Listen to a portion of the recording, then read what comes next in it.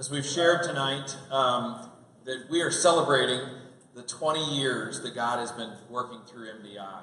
There have been a host of people involved in this ministry, but we know that it would not have happened without our co-founders, Steve Lorenz and Marty Scudder.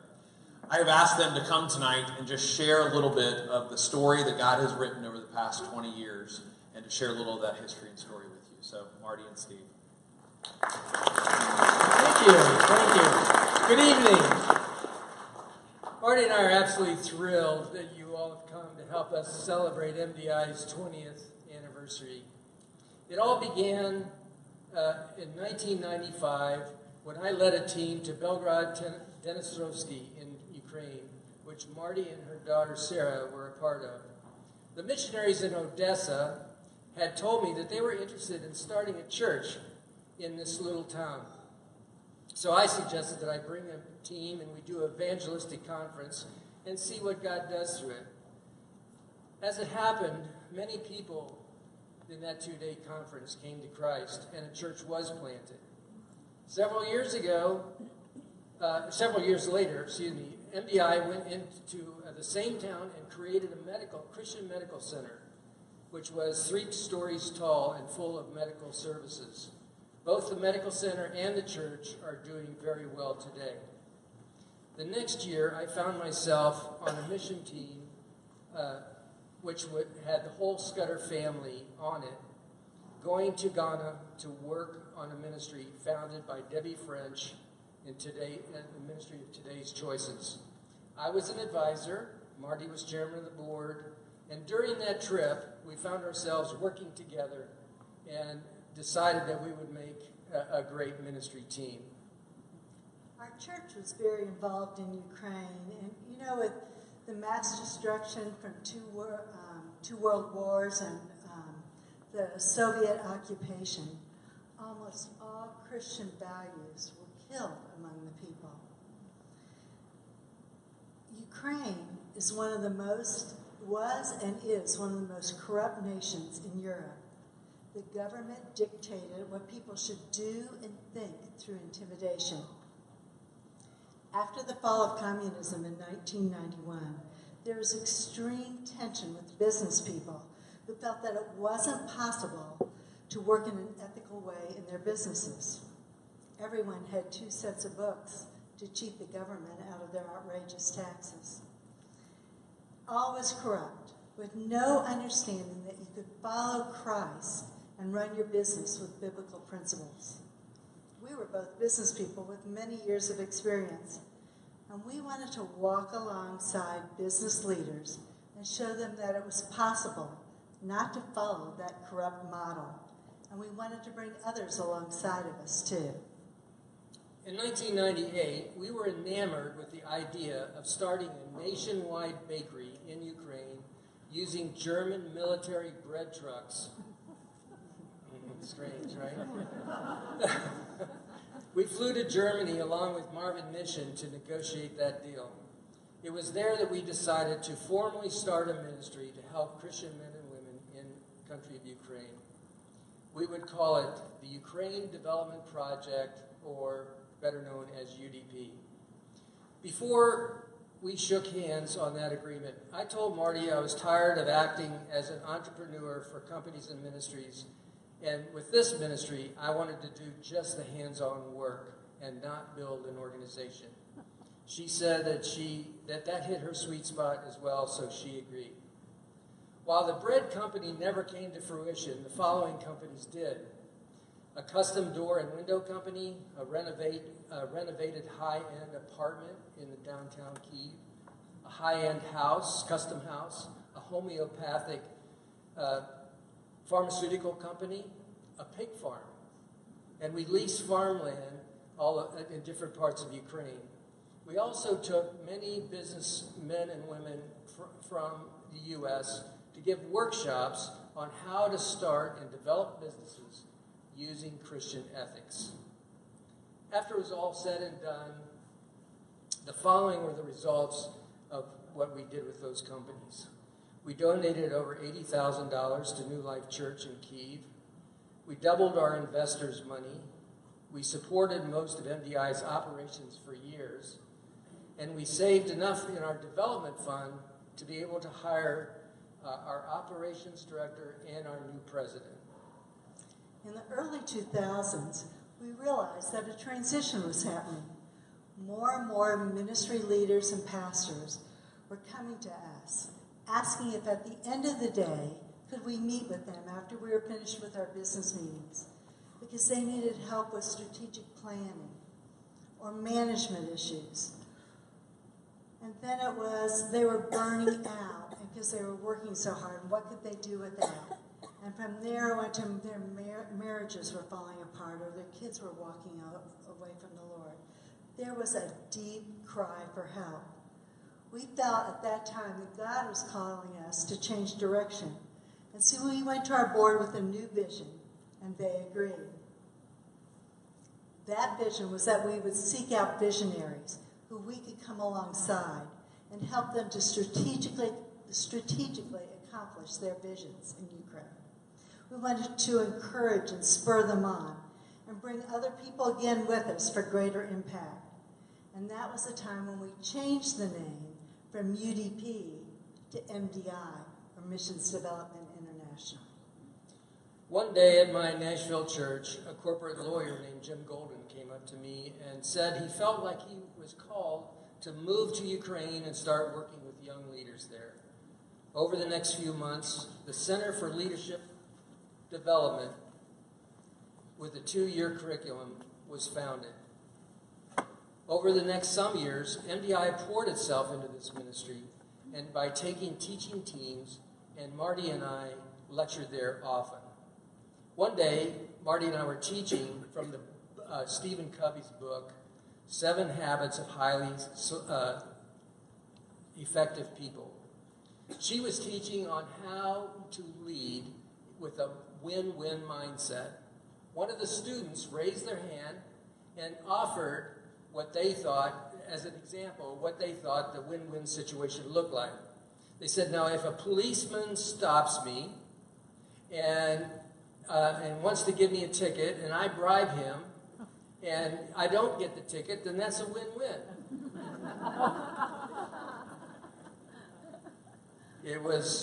They had no idea. I mean, even what you and I would consider ABC ethics, they had no idea that using intimidation to get bribes was not a good idea, and it created some very interesting and contentious discussions. When we were in Ukraine, we spent years working with Pastor Anatoly Kaluzhny, who is the senior pastor at New Life Church.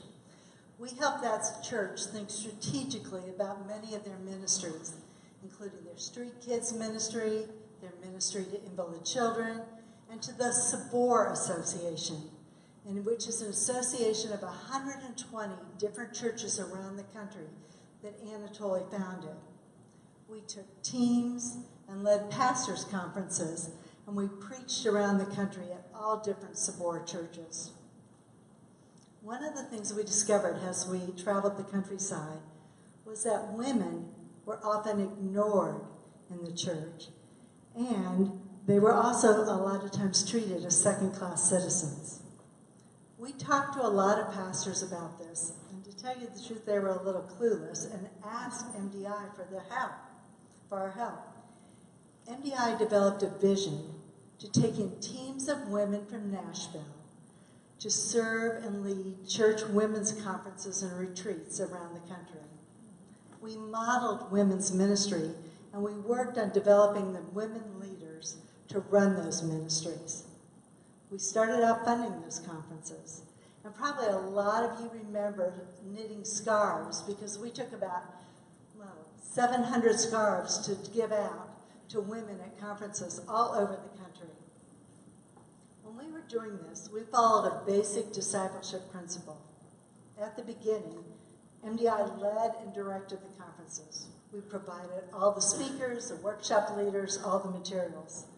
And then in the next coming years, Ukrainian women did the conferences with us. And then we were just the keynote speaker. And now they're doing all of these women's retreats and conferences totally on their own.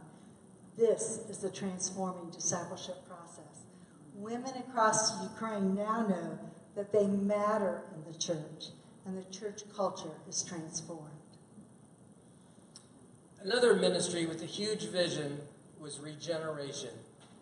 Amazingly, the president of Ukraine held a press conference and invited Christian ministries to come into the public school system in Ukraine and teach moral ethics to the children at classroom time. MDI immediately jumped all over that. We took teams of teachers to Ukraine to teach school teachers how to teach their children Christian morals and ethics in the classroom. And the work those teachers did, and there are some here that are tonight, those teachers will have an impact on those children for generations to come. As MDI worked around the nation of Ukraine, we saw the after effects of communism. As we've said, it was a deeply corrupted culture that was highly controlled. People were empty. Their souls were eaten away.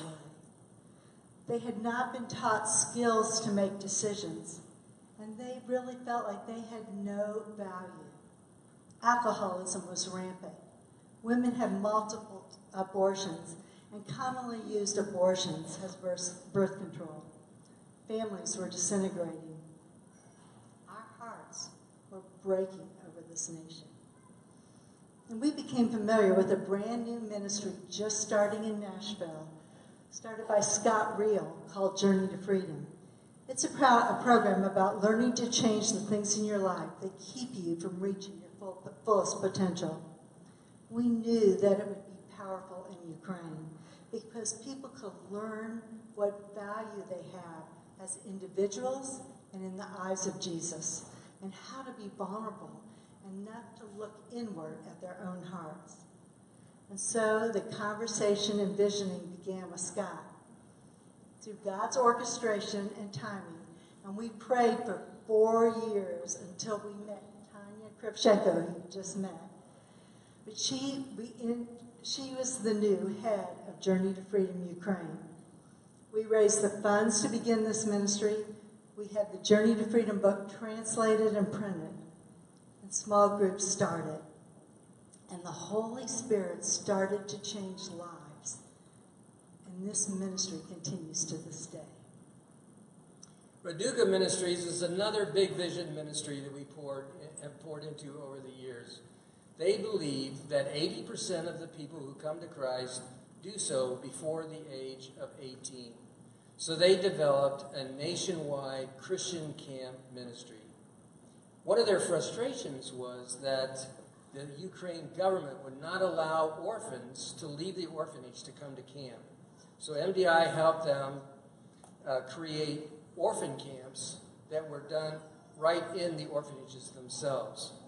We also helped them create camps for local churches who wanted to do camps on their own. And that was done through a program called Camp in a Box. We helped create their American board and recruited the 2 terrific national directors who are here tonight, Jim and Linda Burton, to be on their staff. We continue to be very involved in their ministry today. In the meantime, we were moving outside of our self-imposed boundary of Ukraine. This included the Czech Republic, Hungary, Romania, England, and we continued working in Ghana. We maintained about 25 to 35 leader-client relationships per year. In 2011, things started to change again. We hired Heather Carls as our operations manager. We soon found out that she was to become an excellent mentor, so she was the first person outside of Marty and me to do mentoring for MDI. Right after that, Troy Waugh, who we just saw up here, came on as our first off-staff mentor. That broke the ice, and we're now able to handle many more clients than we ever were before. And then God refined our vision again. Leading and training teams, working so hard for other ministries and their visions. Much of our time was spent on administration and raising funds for other ministries. And so we started to imagine and dream and pray. What if we were not doing this, but then we could work with many more leaders, and we could work so much more deeply with them, and the impact would be broader and deeper, and it would affect so many more people. And this is just where God has led MDI. We started focusing on mentoring and consulting and equipping ministry leaders, getting personal and up close with them, as well as talking with them about their organizations from a strategic perspective. Using these tools to help ministry leaders thrive, and yet not helping them actually run their ministries like we had done before. And we started getting requests from many leaders right here in Middle Tennessee, as well as leaders around the world for MDI's. They all wanted MDI's help. So we started adding more mentors. We started working in Jinja, Uganda with Tina Weir and Heal Ministries. Now MDI is working in 4 cities with multiple leaders and leader clients around the country. We sent a women's team to Mbita, Kenya in 2012, and now we're in 2 cities, other cities in Kenya as well. At this point, MDI was bursting at the seams, wanting to grow. Since I continued to be grumpy about to have no interest in leading this growth, I stepped down as CEO and gave it home to Marty. Marty led MDI into a season of explosive growth. That included increasing the amount of leaders we served, building the mentor team, expanding the board, expanding our budget. And we also added additional countries, Spain, Belize, and Chile.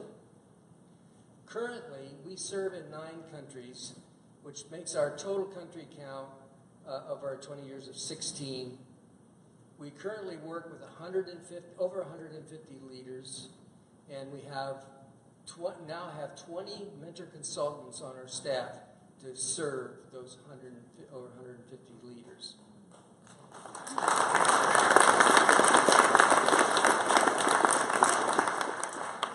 You know, this would be overwhelming if we really stopped long enough to think about it.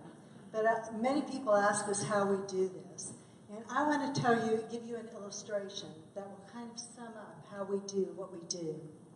And it was back when Steve and I first started working together in 1996 in Kyiv, Ukraine.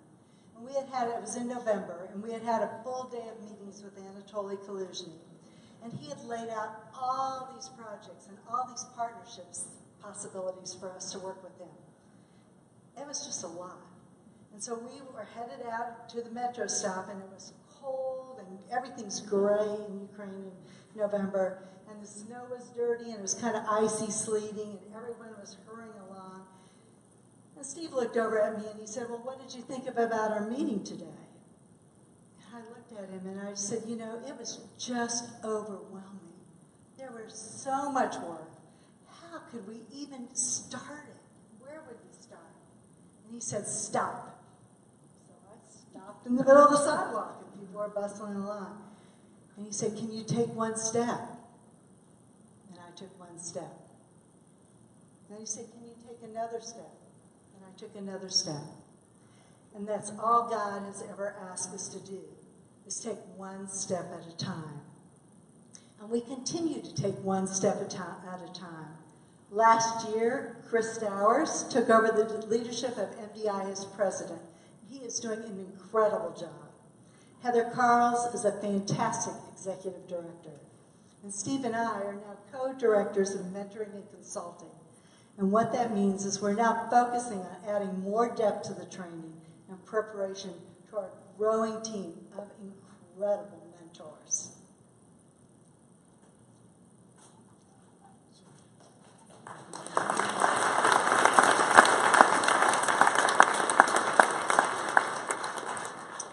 Thank you all for sharing.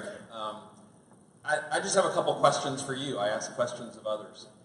As I've gotten to know you, as we share ministry, one of the things I know is that you don't do anything without prayer and trusting on God's provision.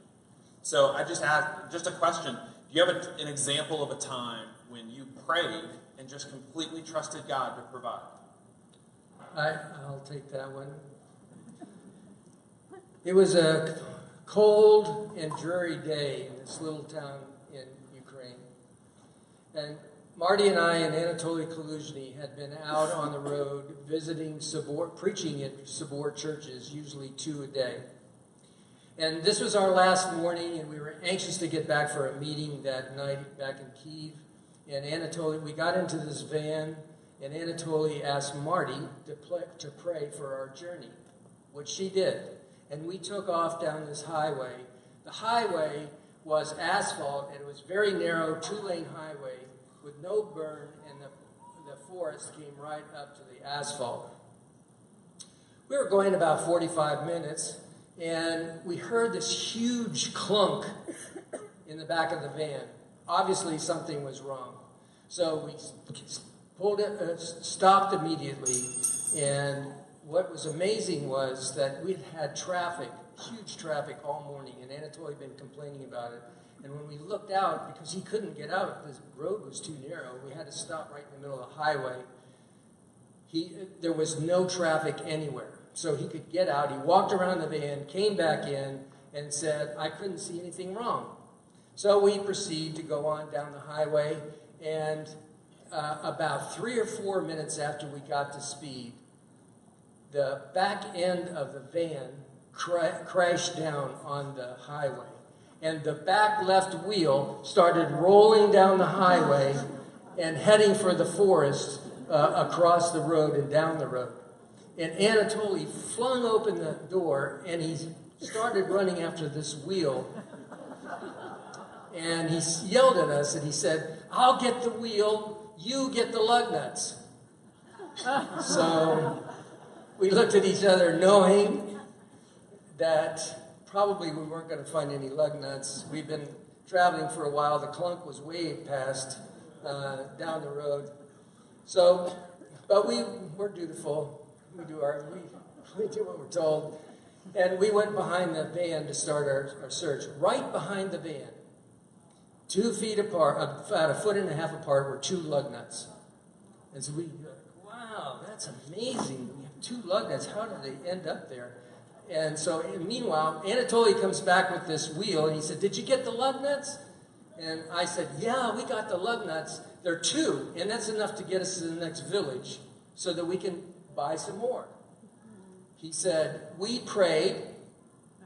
I believe that there are 5 lug nuts out there, and you don't have enough faith to go out and look for them. He really marked us well. So, of course, we tried to explain to him that it wasn't possible for them to be there, but he didn't care. So he was working on the wheel. Marty and I sauntered down to about 15 feet, about down the edge of that chair right there. And there, laying in a pattern, were the other 3 lug nuts. Marty and I looked at him,